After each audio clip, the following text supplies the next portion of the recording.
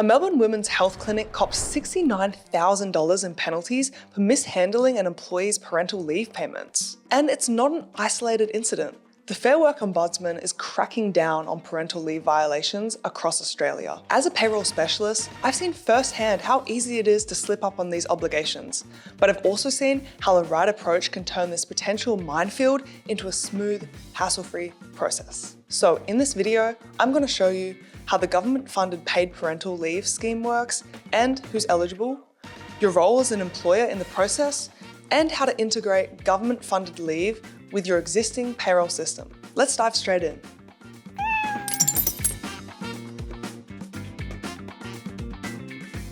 Since the 1st of July 2023, eligible parents can receive up to 20 weeks of parental leave pay from the government.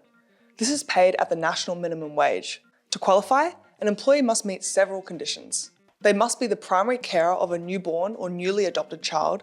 They need to meet the work test. This means they must have worked for at least 10 of the 13 months before the birth or adoption. Their individual adjusted taxable income must be $156,647 or less, and they must be on leave or not working during the paid parental leave period. Parents can split the 20 weeks between them, and they don't have to take it all at once. They can take it in blocks, as small as 1 day at a time over a 2-year period. As the employer, your main responsibility is to act as a paymaster for the government. So, once Services Australia approves an employee's claim, they'll contact you to set up the payments.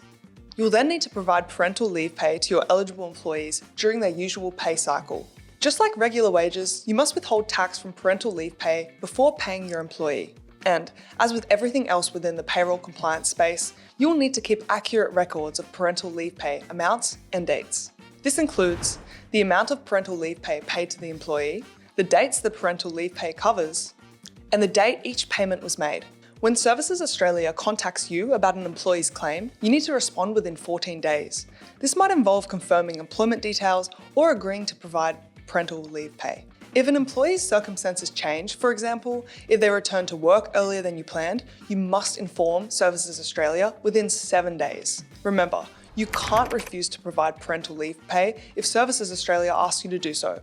It's not an optional part of your role as an employer. But don't worry about the cost. The government will provide you with the funds before you need to pay your employee. You're simply acting as a go-between. You can, of course, choose to provide your staff additional parental leave benefits, but you're not obligated to.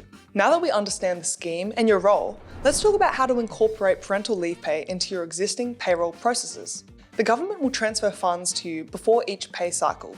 Typically, this happens fortnightly, but it can be adjusted to match your regular pay periods. When processing payroll, create a separate line item for parental leave pay. This helps with record keeping and makes it clear to employees that this is a government-funded payment. Treat parental leave pay as normal salary or wages for tax purposes. This means you'll need to withhold tax at the employee's regular rate and include it on their payment summary at the end of the financial year.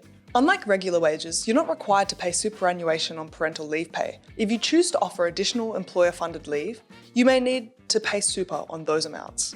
Keep in mind that employees on parental leave pay continue to accrue annual and long service leave as if they were working normally. If you're not sure about how annual leave accrual works, we've done a video on that as a part of this Payroll 101 series. Just click on the link above to watch it. I will mention that most modern payroll software systems have built-in functionality to handle parental leave pay. I'd suggest you check with your software provider for specific instructions on how to set this up in your system. Obviously, once your employee returns from parental leave, you'll need to switch them back to their regular pay in your system. Make sure you have a process in place to manage this transition smoothly. I hope that clarifies your obligations when it comes to paid parental leave. These are relatively straightforward, but as an employer, you have quite a few other obligations you need to stay on top of. In this Payroll 101 series, we've covered all the foundations, so make sure you go back and watch all of them if you haven't already. See you over there.